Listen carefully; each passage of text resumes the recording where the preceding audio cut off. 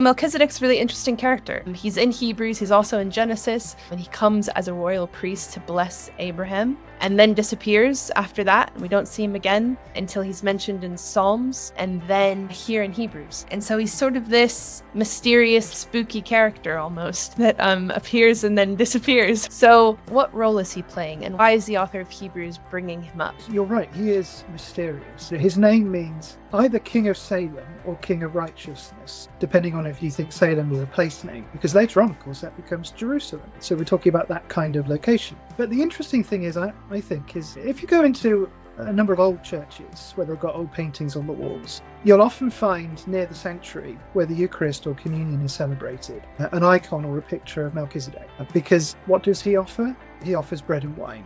What does Jesus offer? Bread and wine. At the Last Supper, what do Christians still do? Bread and wine. So there's that connection, and the early church made that connection very strongly.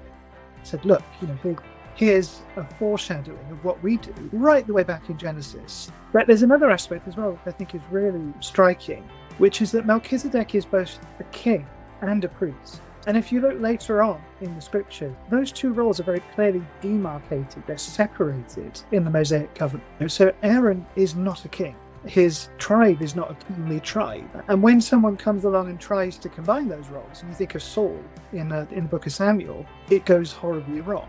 But then you get David, who does kind of at times combine those roles. And so you get Melchizedek popping up in the Psalms, which is a Davidic book. And you get this kind of connection then. Okay, so there's maybe some kind of link there to David, to the line of David. And what's Jesus' line? The line of David. So you get all these different threads that are kind of coming together in a mysterious way.